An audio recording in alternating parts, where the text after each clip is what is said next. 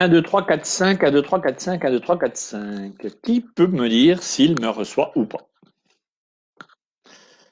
Will, salut, oui, je vais bien. Salut Evelyne, salut Françoise, salut Marie-Claire. T'as un air super sérieux, ça fait peur, mais non, là je suis dans mon cabinet. Donc voilà. Non, je suis pas toujours très très sérieux, hein? Mais oui, je fais un sourire, je suis pas très sérieux. Mais non, je suis pas très sérieux, je suis tranquille. 1, 2, 3, 4, 5, 1, 2, 3, 4, 5. Est-ce que vous m'entendez? Salut Sébastien. Bonjour Angélique. Pouvez-vous me dire si vous m'entendez, oui ou non? Non, pas très sérieux le tonton. Non, non, non, je suis normal.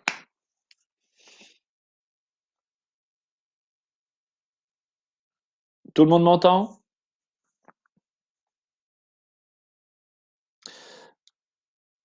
Oui, Karine, mais cette année, je ne sais pas si tu vas pouvoir m'embêter au bel en bras, hein. Ça, ouais, je sais pas, on n'a pas de réponse à ce jour, hein. Donc voilà. Alors, comment faire des abdos avec nuque et épaules douloureuses? Hubert. Alors, c'est le positionnement qui est très très important. Il faut simplement essayer de trouver une position où on va travailler plutôt sur la ceinture pelvienne plutôt que sur la base des épaules et puis sur les deltoïdes, les trapèzes et la partie supérieure. Donc, on va se pencher différemment, pardon, et puis on va essayer de compenser le poids. Donc, le poids du corps étant sur les épaules, eh bien, je vais le ramener au niveau du bassin. Donc, je vais déséquilibrer ma force. Voilà. J'espère que je t'ai répondu, Françoise. Et je sais que ton mari, lui, fait beaucoup de travaux d'épaules et de bras. Je crois qu'il fait encore de la maçonnerie. Salut ma voisine préférée, comment vas-tu? Alors, j'attends vos questions. Là, j'en ai eu qu'une. On est déjà 17 personnes, c'est bien. Je vous remercie pour cette première visioconférence. Alors, j'attends vos questions pour pouvoir vous répondre. Alors, on force 1, 2, 3 le sourire.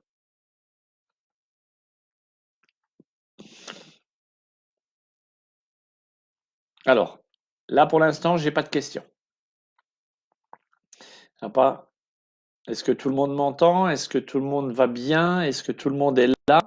Je vous remercie moi infiniment hein, d'être là. Salut Sébastien, j'espère que tu vas bien. Donc on va pas se voir cette année au Pradet, hein, parce qu'apparemment les belles en bras de cette année, on n'a pas de réponse, mais il va falloir qu'on attende. Mais effectivement, c'est un petit peu compliqué pour nous là. Pour les coachs athlètes santé, la Fédération française d'athlètes nous a envoyé un mail en disant que les belles en bras n'étaient pas encore ouverts à ce jour. Donc,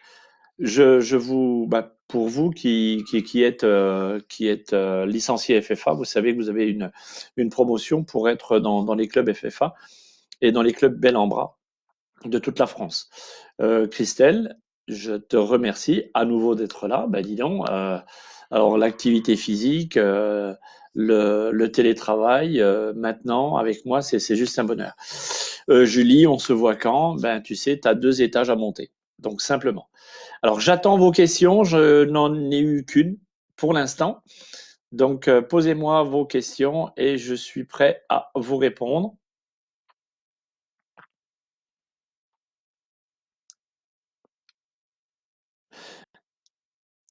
Alors, osez me poser les questions, vous inquiétez pas, il n'y a rien y a rien de personnel, c'est vraiment, regardez ma question plus haut sur les étirements. Alors, Christelle, alors j'avais pas vu la question parce qu'il y en a pas mal qui arrivent maintenant. Alors, ma question sur les étirements. Alors,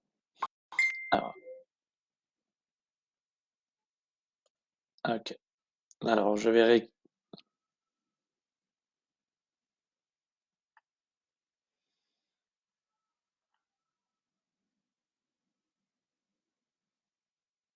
Alors,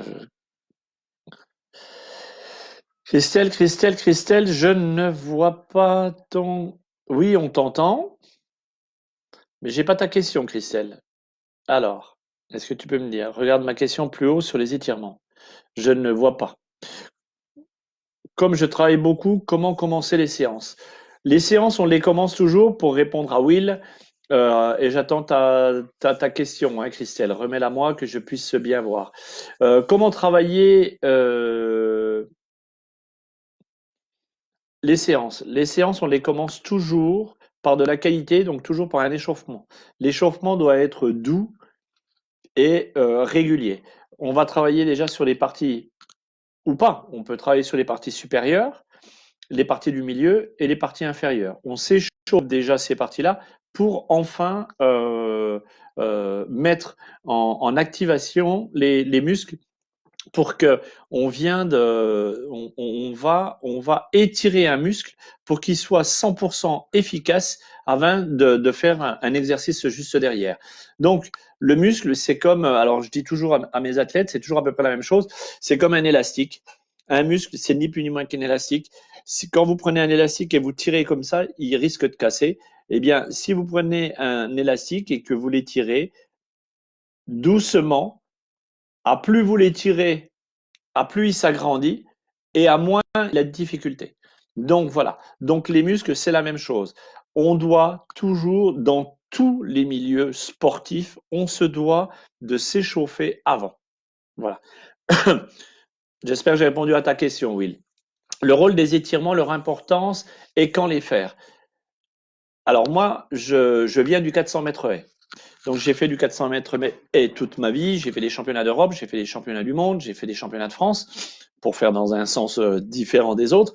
Les étirements sont très efficaces. Les étirements vous permettent d'avoir une longévité du muscle.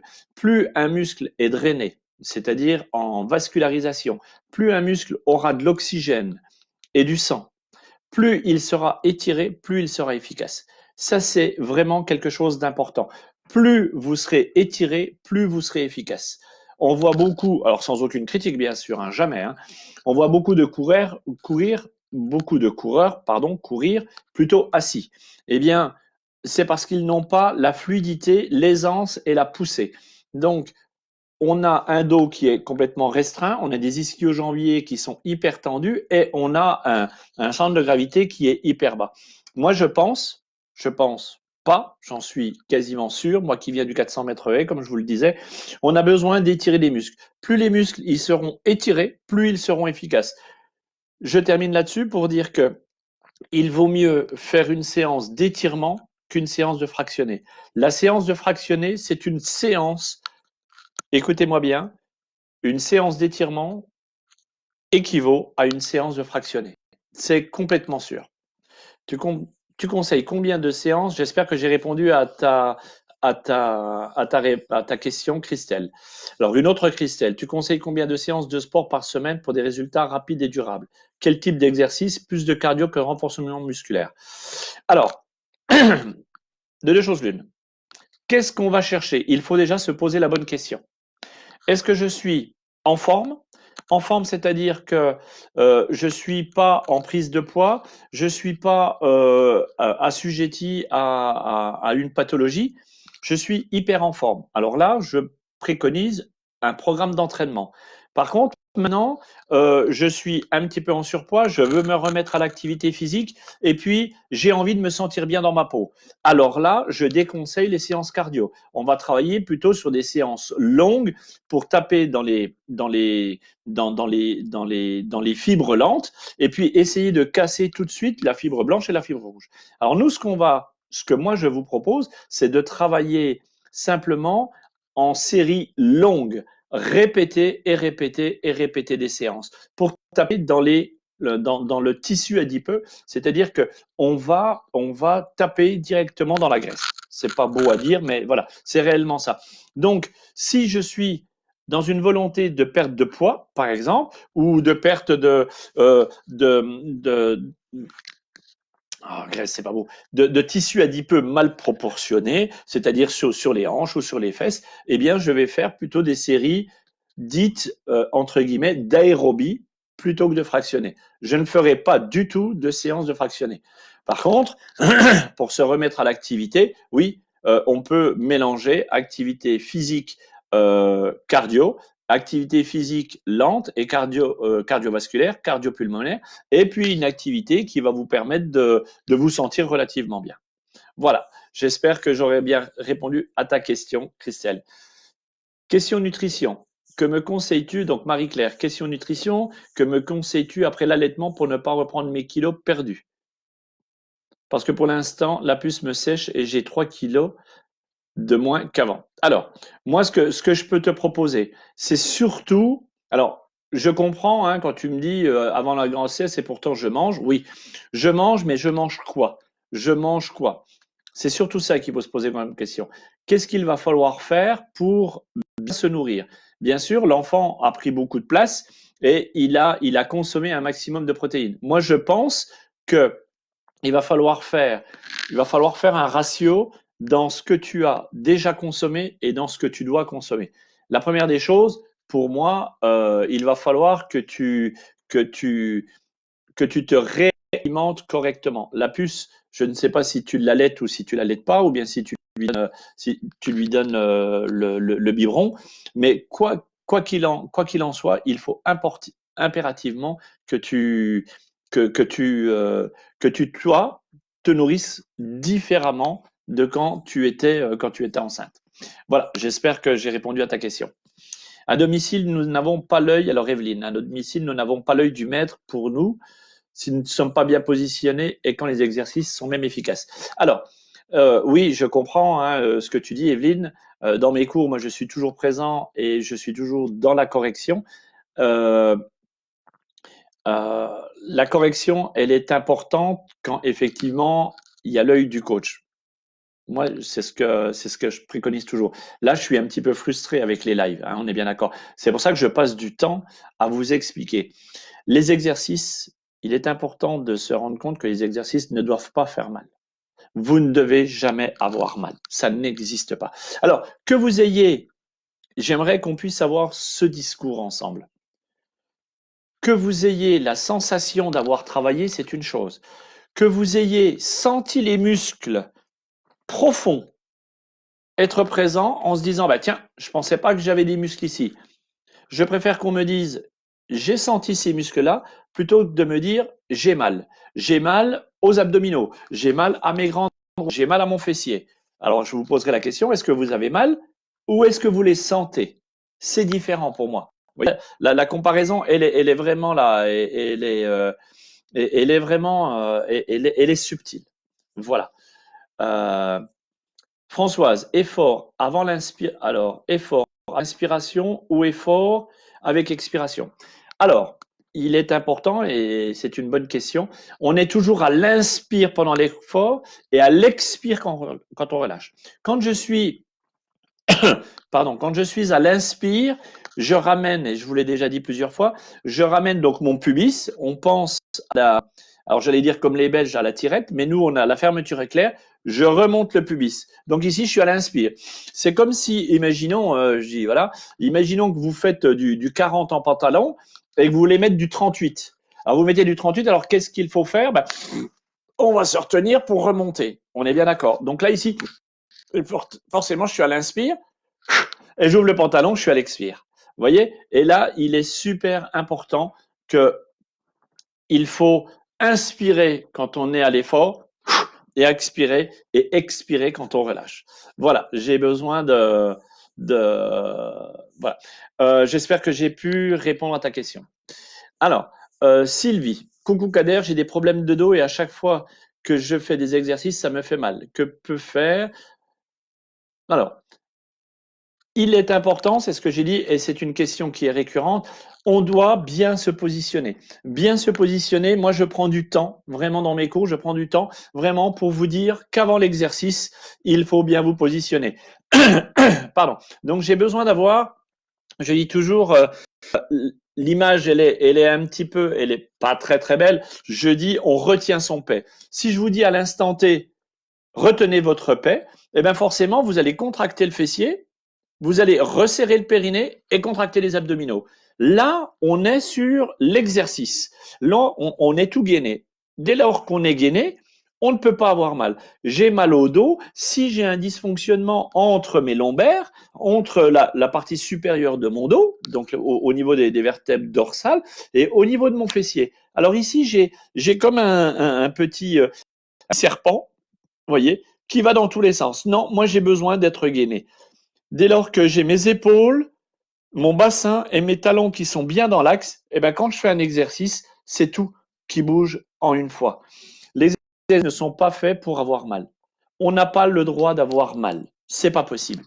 Donc, si vous avez mal, c'est que l'exercice est mal fait. Et je vous le dis toujours dans mes cours, faites-en moins, mais faites-les bien. Au lieu d'en faire 15, si on n'en fait que 3, mais qu'on en fait 3 correctement, alors là, c'est gagné. Voilà. Alors, Jean-Pierre, est-ce que tu as des infos de la FFA sur la reprise après le confinement? Aucune. Je n'ai aucune. Et d'ailleurs, la FFA, elle suit le mouvement de l'État. Donc, c'est l'État qui nous avertit, donc qui avertit l'État qui avertit toutes les fédérations. Donc, l'État n'a pas de réponse. Alors, Cyril, bonjour à toi. C'est quoi le mieux pour le handball entre le cardio et la masse musculaire? Mais il y a deux questions en une. Hein.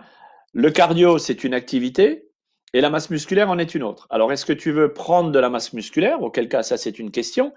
Et une autre question, est-ce que pour le handball, j'ai besoin de faire du cardio? Je ne saurais pas te répondre à ça, hein, puisqu'il y a deux questions en une. Donc, mais je peux t'y répondre avec grand plaisir. Mais là, voilà, pour pouvoir te répondre, j'aimerais bien comprendre. D'accord? Euh, Merci Evelyne. Alors, on revient sur Marie-Claire. Donc, j'allaite toujours, mais j'envisage d'arrêter après le confinement. Très bien. Eh bien, dès lors que tu as arrêté d'allaiter ton enfant après le confinement, moi, je te ferai, si tu le désires, un programme d'entraînement qui va permettre de te remuscler. On va remuscler une chose importante et je dirais même la première. La première, c'est le périnée. Le périnée parce que tu as enfanté. Donc le périnée par lui-même, il n'est plus musclé.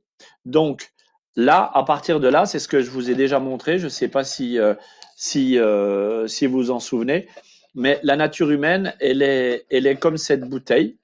Elle est comme cette bouteille. Le périnée, c'est lui. D'accord. Et nous, on est 90% d'eau ici. Donc la pression, elle se fait comme ça. Si le périnée n'est pas musclé, c'est comme si je dévissais ma bouteille, donc forcément, j'aurai des pertes. Donc les sauts, tout ce qui sera soit la corde, ou bien step, ou bien zumba ou autre, eh bien ça va faire comme ça. Donc la pression va se faire par le bas. C'est pour ça que je vous fais faire de la gymnastique hypopressive. La gymnastique hypopressive, c'est ravaler son nombril et remonter les organes vers le dessus pour travailler à nouveau sur les transverses. Les transverses sont les muscles profonds qu'on utilise pour bien ceinturer toute la ceinture pelvienne.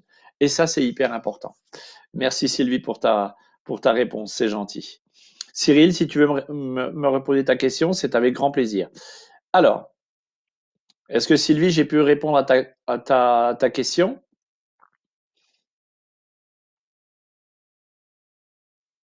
Alors, j'attends encore vos questions. Là, on est 27 personnes, c'est vraiment très très bien. Là, je vous remercie. On est vraiment sur un jeu qui en vaut la peine, hein. Ce premier chat, je ne sais pas comment on pourrait l'appeler, là on est déjà 26 personnes.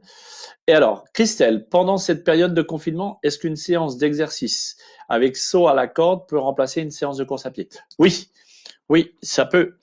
Tout, écoutez-moi bien, pour tous les runners, oui, toutes les séances cardio, les séances de travail de pied, toutes les séances de renforcement musculaire, toutes les séances d'assouplissement, toutes les séances d'étirement, oui, oui, oui, ça remplace à 1000% une séance de course à pied. Je le crie haut et fort, sans aucun problème. D'accord? Oui, c'est efficace. Oui, des montées d'escalier, c'est efficace. Oui, du saut à la corde, c'est efficace. Oui, des étirements sont efficaces. Oui, les assouplissements sont efficaces. Oui, tout ça va être bénéfique, comme je disais au début, parce qu'ils vont vous allonger les muscles et gagner en oxygénation et en aisance. Là, c'est hyper important. Oui, vous ne pouvez pas sortir pour faire votre séance de fractionné. Restez chez vous et faites des étirements. Vous allez voir que vous allez gagner en aisance respiratoire, vous allez gagner en aisance musculaire, vous allez gagner en amplitude. L'amplitude, ça va être une chose juste extraordinaire. Plus un muscle est détendu, plus il va loin, plus on va gagner en amplitude, forcément. Donc oui, bien sûr, ouais, ouais. Tu arrives à faire combien de temps de corde à sauter? Alors, je comprends ta question. Je comprends pas ta question. Oui, combien de temps je peux faire de la corde à sauter? Que j'en fasse 1 heure ou une demi-heure, je vois pas l'intérêt. Qu'est-ce que je prépare? Vous voyez, les questions, elles sont superbes. C'est pas le temps qui est important. Qu'est-ce que je cherche à faire? Est-ce que je suis sur une séance tout à l'heure? Christelle me posait la question de savoir combien de temps il fallait que je fasse. Alors, je peux poser la question à tout le monde. Est-ce que vous cherchez à être fond? Est-ce que vous préparez une compétition ou bien vous êtes plutôt sur une remise en forme et alors là, vous revenez à une activité physique, vous êtes en dette d'oxygène, vous êtes en dette parce que vous êtes en surpoids, donc vous voudriez faire. Voilà, quelle est la question pour que je puisse y répondre? Si vous êtes en surpoids, niet, je ne fais pas de corde à sauter, puisque là, je reprends ma bouteille, là, je vais faire ça. Donc là, c'est vraiment négatif comme ça, complètement. Alors, Edwige, je cours depuis longtemps, mais je ne progresse pas vraiment en vitesse, maximum 10 km. Pourquoi et quel conseil? Edwige, quelle est, à nouveau, quelle est la question? Est-ce que ton objectif est de baisser tes temps sur 10 km? Auquel cas, je te conseille de faire du fractionné. Qu'est-ce que toi tu fais aujourd'hui pour améliorer ta condition? Est-ce que tu tournes toujours pendant 10 km? Est-ce que tu tournes toujours à la même allure? Ou est-ce que tu fais du fractionné? Auquel cas, je pose la question, attention, puisque je viens quand même du 400 mètres haies. Alors, la question, si oui, tu fais du fractionné, qu'est-ce que tu fais comme fractionné? Quel genre de peut-être n'est-il pas approprié? Hein? Alors, Céline, coucou. Pareil pour moi au niveau de la course à pied. OK? Vous ne progressez pas. Alors, je vais essayer d'être très clair pour que vous. Je vais utiliser des termes pas très, pas très spécifiques. Je veux préparer un 10 km. Très bien. Je veux préparer un 10 km, mais je tourne déjà 10 km à 6 km heure. Et ça me va très bien. Je suis dans ma zone de confort. Je travaille sur 6 km heure. Très bien. Pendant 10 km. Mais ça me va très très bien. Auquel cas, je ne peux pas progresser. Maintenant, je vais diviser ces 10 km en deux, donc pour faire 5 km, et je vais faire du fractionné sur ces 5 km. Je vais faire du travail de vite lent vite. Je vais accélérer pour ralentir, accélérer pour ralentir, accélérer pour ralentir. Qu'est-ce qui va se passer? L'organisme, lui qui tourne déjà à 6 km pendant 10 km, il est en mode aérobie. Donc forcément, je ne peux pas progresser. Je ne peux pas progresser parce que je suis toujours sur la même foulée et je suis toujours sur la même aisance respiratoire. Donc comment je peux faire pour améliorer ça? Eh bien, il y a un terme qui est oser franchir la zone de confort. Mais cette zone de confort, je vais la diviser en deux. Ces 10 km, je vais les couper en deux et là, je vais faire du fractionné. C'est vraiment ce travail de vite lent vite, de sectionner ces 5 km en 2,5 km de fractionné. Donc là, vous allez voir que vous allez travailler moins. Il y a un terme que j'utilise et que Sébastien Cornet utilise également, mais je le prends de lui, c'est courir moins pour courir mieux.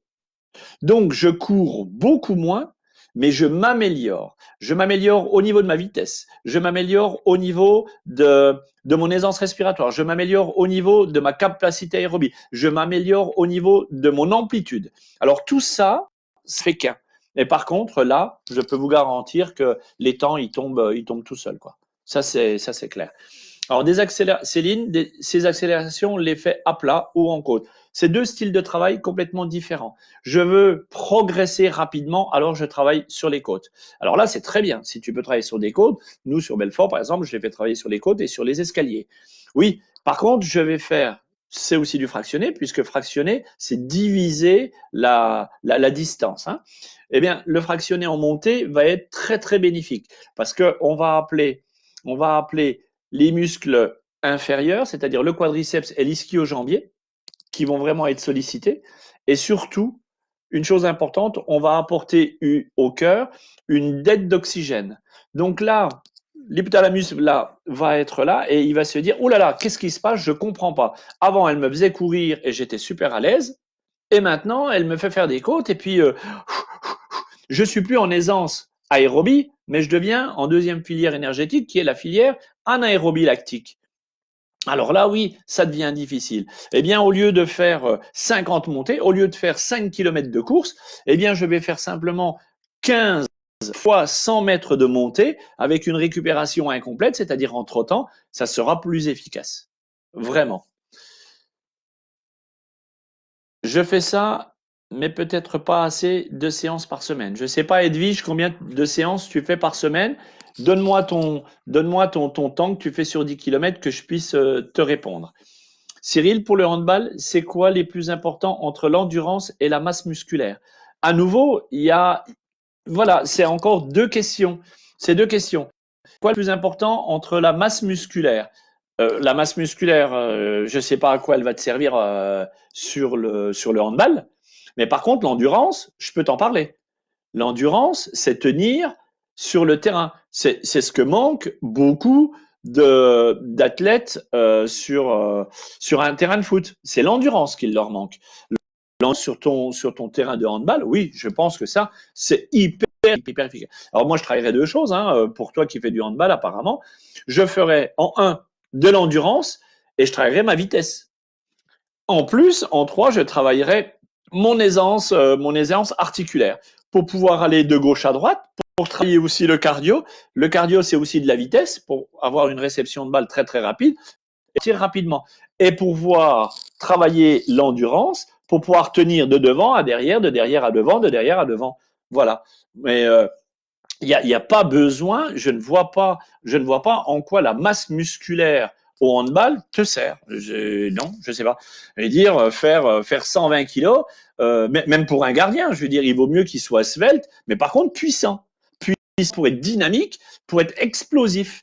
Et pareil pour toi. Moi, je pense que c'est ça. Alors, Mika, pas besoin de masse musculaire pour le handball? Oui, bah oui, tu as complètement raison. C'est mon fils qui pose la question et tu as complètement raison. Oui, c'est de l'endurance. C'est l'endurance qu'il vous faut. Olivier, simplement, je fais un régime du cardio sur vélo elliptique 2 fois 40 minutes et débute après-midi tes exercices, tous les cours, je suis un palier. Oui. Alors là, il y a pas, là, il y a deux questions. Il y a deux questions. Je fais un régime, je fais du cardio, je travaille de l'elliptique, je fais mes cours et je perds pas de poids. Bah oui, j'ai des réponses à tout ça. C'est juste facile. En début, je vous disais que si votre objectif, pensez bien à ça. Pensez bien à ce que vous voulez faire. Pensez bien à votre objectif. Posez-vous la bonne question. La bonne question, c'est, et alors, je dis toujours, quand je reçois ma patientèle, je dis toujours, quelle est la question? Quel est l'objectif? Il n'y en a qu'un. Et on en a toujours une ribambelle parce on veut toujours mettre des réponses à des questions. Non, stop. On se pose, qu'est-ce que vous voulez faire? Est-ce que vous voulez perdre du poids? Un. Très bien. Alors, si je veux perdre du poids, je ne fais pas de cardio. Ça n'existe pas. Je veux perdre du poids, alors je fais de l'aérobie. Je travaille longtemps, je suis en sudation car je veux perdre ce que j'ai gardé donc dans mes tissus adipeux. Donc ma graisse, c'est elle que je veux éliminer. Si je dois l'éliminer, alors je fais du travail long et régulier. Là, oui. D'accord? Mais par contre, si je veux muscler, alors oui, je peux faire du cardio. Mais si en un, ma volonté, c'est de perdre du poids, alors je fais de l'aérobie. D'accord? J'espère que j'ai répondu à ta question. Mika, pas d'accord pour la muscu, elle est essentielle pour absorber les coups et le gardien est en défense. Pour gagner en force de frappe et en extension, la muscu est essentielle. Par contre, la base et le cardio, alors attention, il y a des choses qu'il ne faut pas confondre. À nouveau, les termes ils sont hyper importants. D'accord? On fait pause cabane. Quand on parle de musculation, Je ne parle pas de musculation dite haltérophilie. Ça n'existe pas. Quand je fais une séance cardio, quand je fais une séance de PPG, ça c'est de la musculation. Quand on travaille le dynamisme, ça c'est de la musculation.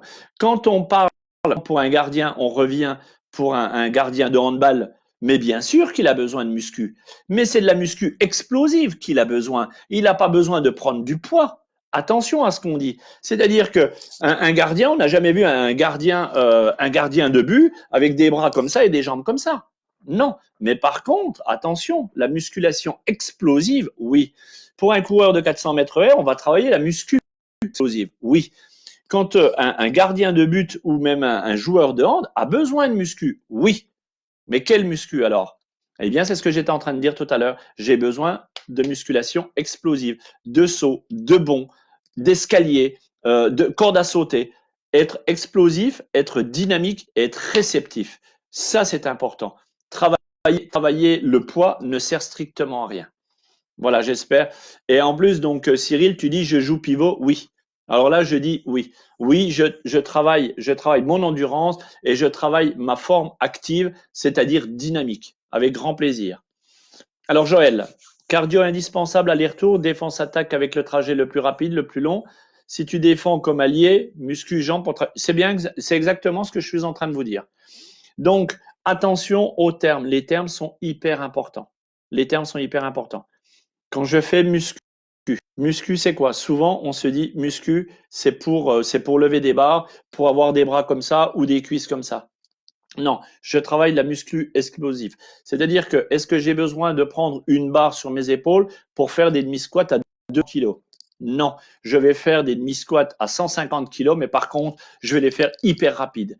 Je vais chercher de la tonicité, je vais chercher de la fibre. Je vais éliminer ma fibre rouge pour qu'elle soit fibre blanche, pour qu'elle soit rapide et qu'elle soit hyper présente. Ça, c'est super d'accord. Et là, je dis oui. Là, je dis d'accord. Si apparemment, là, on parle d'un joueur de hand, un joueur de hand, moi, je vais le faire monter des escaliers 2 par 2, 3 par 3 et par 4. Voilà, ça il va être explosif. Alors là, il va pouvoir la balle est explosif pour pouvoir renvoyer et revenir. Oui, là, il sera hyper efficace. Je suis complètement d'accord. Mais le faire porter 250 kilos ou bien 50 kilos en squat, non.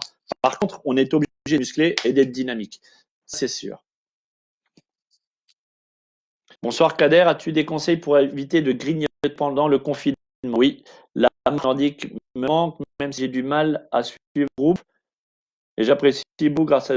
Alors, bonsoir Kader, as-tu un conseil pour éviter de grignoter? Ok. Donc là, le change de quête et c'est très très bien. Si tu grignotes, c'est que tu n'as pas assez mangé. En un. C'est-à-dire que ton petit déjeuner, il n'est pas assez copieux. On n'a pas assez de protéines. D'accord? Moi, je te conseille le matin, puisqu'on est en confinement maintenant, de prendre ton temps pour déjeuner. Mais prendre ton temps. Mais vraiment, vraiment, vraiment.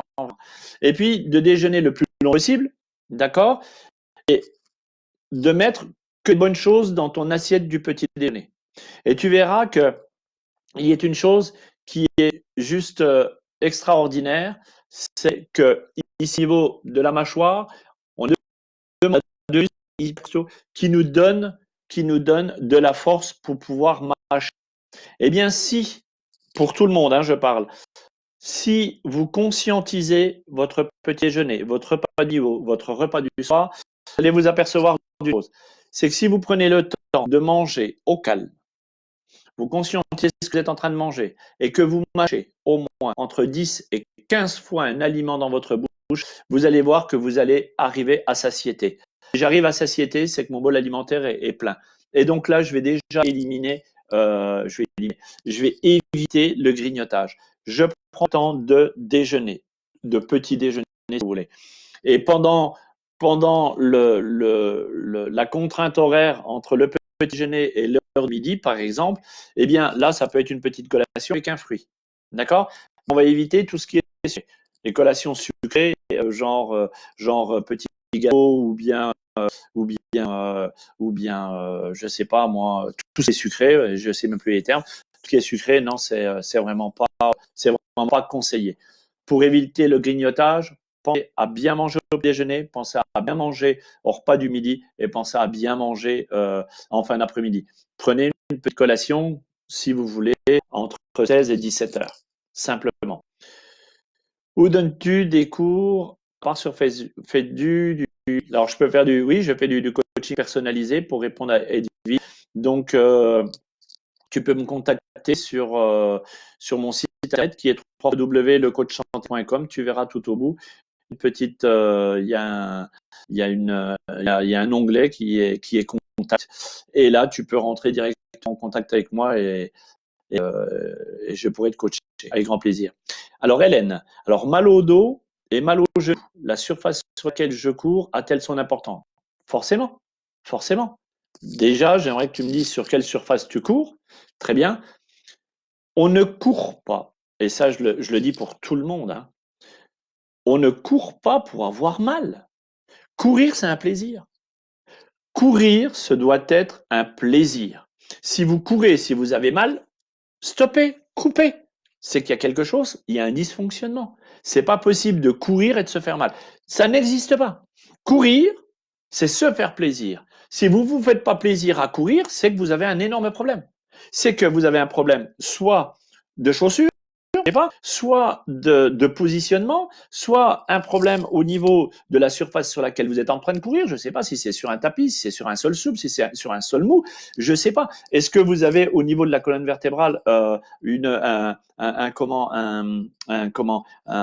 pathologie? Est-ce que vous avez une lordose, une super lordose, une hyperlordose, pardon?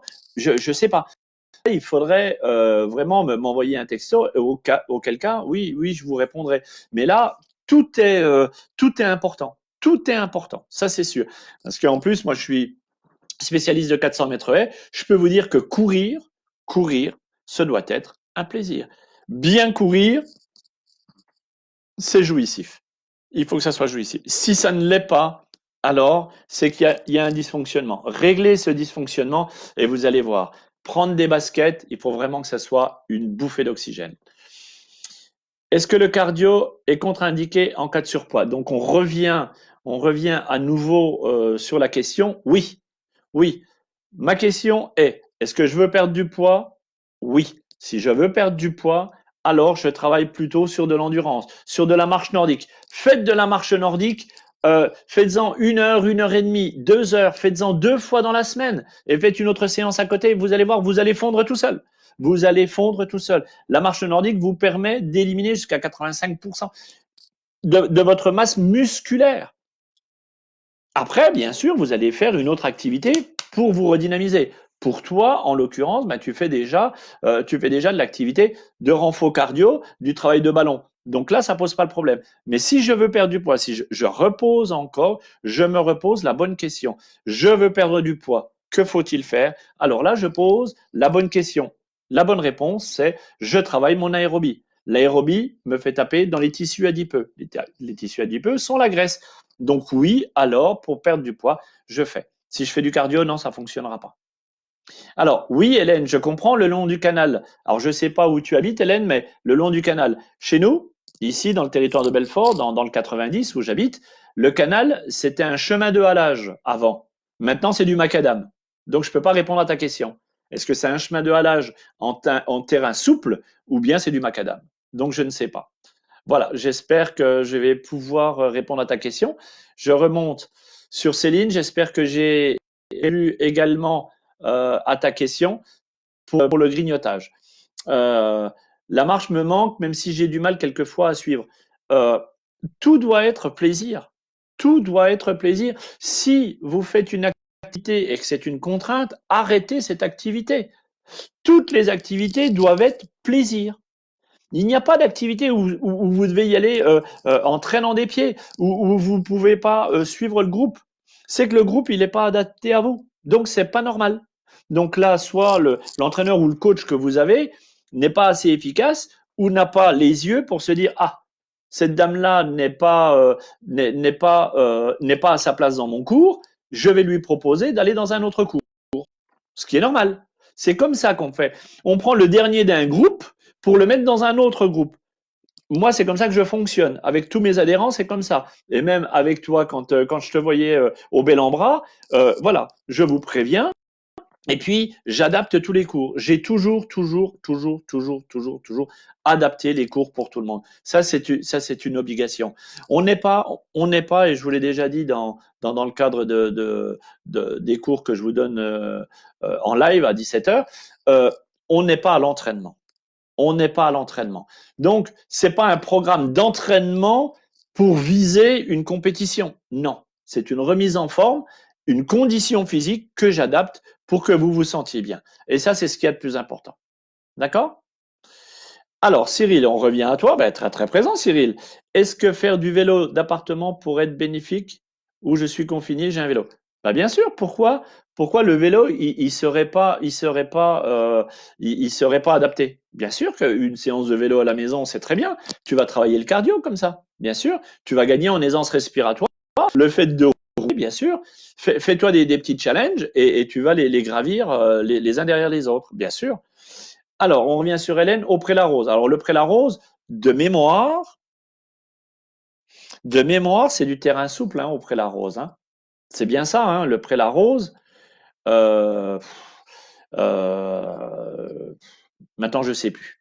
Dis-moi si c'est du terrain en terre ou si c'est du macadam ou si ce n'est pas du macadam. Voilà. Oui, je peux quand même faire des séances cardio. Oui, bien sûr, Jean-Pierre, bien sûr, tu peux faire des séances cardio.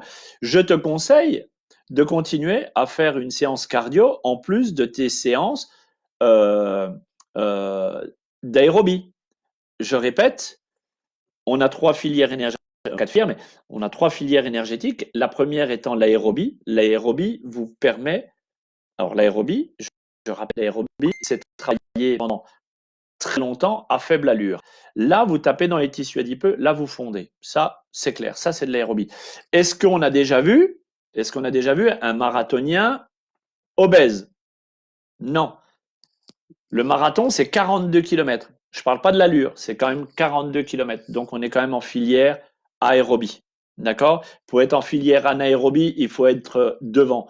C'est comme si pour le semi-marathon du Lyon, voilà, en 1 heure, comme gagnent nos Kenyans, eux, ils sont en deuxième filière énergétique. Mais à partir d'1 h 30, on est déjà en filière aérobie. D'accord? On est sur un train qui travaille déjà vite, mais c'est toujours notre même allure que nous gardons tout au long. Donc là, on est vraiment en première filière. Donc là, oui, forcément, là, tu perds du poids. Par contre, oui, euh, euh, je perds du poids, mais je suis obligé de compenser et de me remuscler. Et pour me remuscler, j'ai besoin de séances cardio pour taper vraiment dans la masse musculaire pour la remuscler. C'est pas tant de perdre du poids qui est important, c'est de remuscler derrière qui est important. D'accord? Pour travailler le cardio, le vélo, ça me semble bien, oui, à quelle heure de préciser. Alors, le vélo, oui, mais à quelle allure? À nouveau, je pose la question, qu'est-ce qu'on va chercher? Si vous me posez la question, je vais chercher, je dois chercher, je prépare ça, alors oui, alors je vous dirais oui, alors allez chercher de l'aérobie. Là, je réponds à Jean-Pierre qui me dit qu'il veut perdre du poids, alors je lui dis de faire des travaux d'aérobie pour pouvoir perdre son poids. D'accord? Christelle, la séance d'aujourd'hui, cardio ou anaérobie? Je dirais aujourd'hui, elle a été sur la deuxième filière. Alors, on a été flirté sur la deuxième filière. On était plutôt, alors tout dépend des personnes, du niveau. Si on est très en forme, aujourd'hui, c'était, alors, je me mets pas en avant et je prends personne à contre-pied. Euh, Quelqu'un de très en forme, la séance d'aujourd'hui, c'est une séance aérobie. D'accord? Pour moi, c'est une séance aérobie. D'accord? Pour quelqu'un qui se remet à l'activité, on commence à taper dans l'anaérobie. Dès l'instant, dès lors, quelle est la différence? Quelle est la différence entre l'aérobie et l'anaérobie? L'aérobie, c'est quand vous êtes en train de faire des travaux, des exercices, et que vous pouvez discuter. Votre mari ou votre femme est à côté, et vous faites les travaux à Kader, et vous discutez. Ah bah oui, il fait ça, ah bah c'est super sympa, ah bah il fait le gainage là, ah bah on l'avait jamais fait ça. Là, vous êtes vraiment en aérobie. Mais dès lors que ça commence à transpirer ici et que vous êtes en train de rechercher votre souffle, alors là, vous êtes déjà en train de flirter avec la deuxième filière qui est la filière anaérobie. Et c'est très bon. Alors là, c'est vraiment, on va flirter sur cette deuxième filière-là et on va essayer, c'est le but, d'y aller. Et plus on restera sur cette deuxième filière anaérobie, plus vous serez à l'aise et plus on pourra passer de cette deuxième filière anaérobie à une filière aérobie juste au-dessus. Parce que cette filière anaérobie, vous allez l'éliminer. Ça, c'est clair. Vous avez déjà, je pense, senti, vous toutes et vous tous, les exercices qu'on fait depuis le début, si vous êtes assidu, et je sais que je vois Christelle, elle est assidue, les exercices que je vous ai fait faire au début du confinement, hein, je parle, ils étaient monstrueusement difficiles. En se disant, mais c'est pas possible, qu'est-ce qui nous fait faire? On peut pas faire ça, on n'y arrivera pas, on va mourir, on va, oui. Oui, vous avez pu mourir au début. Mais si je prends du début du confinement, je crois que ça fait 3 semaines qu'on travaille ensemble, à aujourd'hui, dites-moi que les exercices sont aussi difficiles. Vous allez me dire non. Ben non, forcément, puisque maintenant vous connaissez les exercices. Et la difficulté que vous aviez à rentrer dans cette activité, dans cet exercice qui était pour vous insurmontable, aujourd'hui, c'est simplement une formalité. Et ça, je le conçois que ça soit une formalité. Donc, ce sont des paliers. Le premier palier étant la filière aérobie, le deuxième étant la filière anaérobie lactique, la troisième étant la filière anaérobie lactique. Donc là, nous, on va flirter entre la filière aérobie, on est super à l'aise, avec la deuxième filière où, oh oui, ça c'est quand même un petit peu difficile quand même. Là, aujourd'hui, j'en ai bavé un petit peu. Ces séances, elles sont un petit peu dures. La fois d'après, et ben cette deuxième séance, vous allez dire, déjà c'est fini, mais j'ai pas vu le temps passer. C'est vous qui avez progressé. C'est pas moi qui ai régressé, c'est vous qui avez progressé. Et ça, j'en suis persuadé. Diane, ma belle, si je veux perdre de manière ciblée poignée d'amour, cuisse, que faut-il privilégier? Taper, taper, taper dans les tissus adipeux. Travail de gainage. Ce qu'on a fait aujourd'hui, c'est excellent. Pour les poignées d'amour, là, ce que je vous ai fait faire aujourd'hui, c'est une séance cardio brûle-graisse. On a tapé dans les tissus adipeux. Vous avez, je l'espère pour vous, transpiré un petit peu. Alors, on a tapé dans les tissus adipeux. Tissu adipeux, c'est la première couche. C'est celle qui se voit pas. C'est celle qui est un petit peu disgracieuse. Donc, c'est celle que je vais éliminer quand je travaille entre aérobie et anaérobie. Donc là, ça brûle un maximum. C'est pour ça qu'à un moment donné, je vous dis, on va faire les exercices sans blabla. Eh bien, sans blabla, oui, là, c'est vraiment quelque chose d'efficace parce que là, on va vraiment brûler.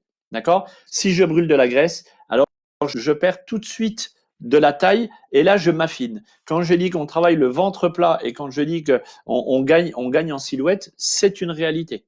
Ça, vous pouvez me croire. Bien sûr, là-dessus, il faudra aussi un petit programme nutritionnel. D'accord? Parce que si je ne fais que travailler avec moi jusqu'à la fin du confinement, mais qu'à côté, le soir, je me nourris mal, entre guillemets, je vais dire, c'est un peu dommage, quoi. C'est un peu dommage. Voilà. J'espère que j'ai répondu à ta question, Diane. Céline, quand je cours tous les jours, mes 8 kilomètres, au fil des jours, je perds en vitesse moyenne alors que j'ai l'impression d'aller toujours aussi vite. Pourquoi? Ben non, mais non, mais non, c'est pas possible. C'est pas possible. Tu cours déjà tous les jours. Erreur. Erreur. Je ne peux pas courir tous les jours mes 8 kilomètres pour progresser. Ça n'existe pas. Ça n'existe pas. C'est comme si moi je faisais, pour préparer mes championnats, sur mon 400 mètres haies, je faisais tous les jours 400 mètres. 400 mètres et 400 mètres et 400 mètres et 400 mètres et 400 mètres. C'est bizarre, j'arrive pas à progresser. Ben forcément, c'est ce que j'étais encore en train d'expliquer. On est dans la première filière, on est la filière aérobie. Eh ben, elle nous plaît bien, cette filière aérobie, parce que c'est une zone de confort. Je fais mes 8 kilomètres, je sais d'où je pars, je sais où c'est que j'arrive, pas de problème.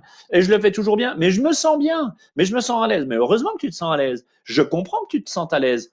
Mais ce qu'il faut, c'est couper ces 8 kilomètres en faire que 4, et là, je les fais en fractionné. Je vais t'en enlever 2 et je vais te faire travailler simplement en fractionné, en faisant du vite lent vite. Et là, tu vas voir qu'en travaillant moins, tu vas courir plus vite. C'est une certitude. Alors oui, il y a un petit peu de cailloux pour Hélène. Oui, je comprends. J'espère que j'ai répondu à ta question, Céline. Hélène, oui, il y a un petit peu de cailloux. Le problème ne vient pas de là. Regarde ce que tu as au pied. Est-ce que tu as des chaussures qui sont adaptées? Est-ce que tu as des chaussures qui sont médium, supinateurs ou bien universelles? Moi, je ne sais pas trop. Non, le prélat rose. Ah, voilà. Donc là, j'ai une autre question. Non, le prélat rose, c'est du macadam. Voilà, j'avais vraiment un petit doute quand même entre le macadam et si c'est du macadam, alors il faut voir les chaussures, Hélène. Annick, bonsoir à tous. Je prends le direct en cours et j'espère que ma question n'a pas été encore posée. Quels sont les exercices à faire à part les abdos pour rectifier la posture? J'ai tendance à arrondir les épaules et je ne me tiens pas toujours bien droite. Eh bien, là, si on ne se tient pas droit, c'est qu'il y a un dysfonctionnement au niveau de la colonne vertébrale. La colonne vertébrale, on sait que de part et d'autre, vous avez deux muscles qui sont les lombaires, qui sont un muscle tendeur de la colonne vertébrale. Donc là, je me tiens bien, donc j'ai les muscles tendeurs qui sont bien positionnés. J'ai travaillé aussi mes transverses, ce que vous avez fait avec moi aujourd'hui. Donc là, je travaille sur mes muscles tendeurs.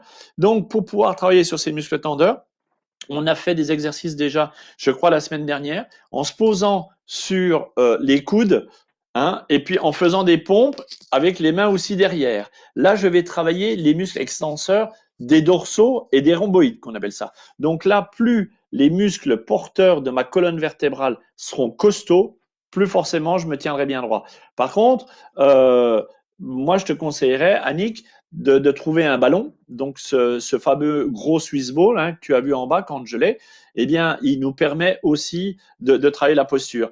Moi, quand je travaille chez General Electric ou chez Alstom ou chez Hermès, je travaille sur la posturologie. Eh bien, j'ai toujours un ballon, je l'ai ici à côté, j'ai un ballon qui me permet forcément de me tenir droite. Donc, dès que tu pourras sortir, en Belgique, je ne sais pas quels sont les magasins, mais acheter, tu les avais vus quand on était au bel en bras de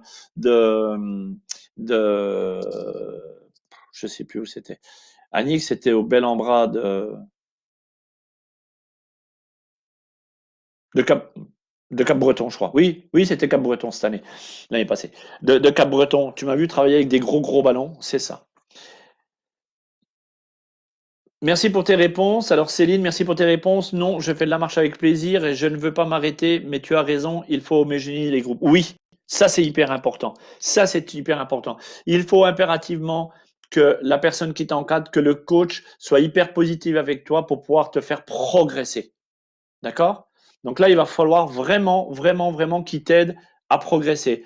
Tu pars d'un groupe qui est de ton allure, tu vas progresser dans ce cours-là, tu vas être devant ce groupe-là, et après tu vas changer de groupe pour être dernière de ce groupe-là, pour être au milieu du groupe-là, pour être devant ton groupe. Moi, c'est ce que je fais. Moi, j'ai des groupes de niveau chez moi. On sait que le vendredi soir, c'est le niveau des cadors. Le vendredi soir, c'est le vendredi soir. Tout le monde en a peur d'ailleurs. Eh bien, pour moi, c'est la cerise sur le gâteau. Je veux que mes adhérents viennent le vendredi soir. Je veux qu'ils progressent dans tous les autres cours pour arriver le vendredi soir. Merci Céline, j'espère que j'ai répondu. Christelle, punaise Kader, tu vas avoir ton carnet rendez-vous de blindé pour confinement. Bah écoute, moi, euh, si je ne suis pas là pour offrir, je ne vaux pas grand-chose. Je donne sans compter. Et mes retours reviennent là. Céline, quand auras-tu la réponse pour les clubs Bel en Bras cet été? Je ne sais pas, Céline. J'attends la FFA. C'est tout.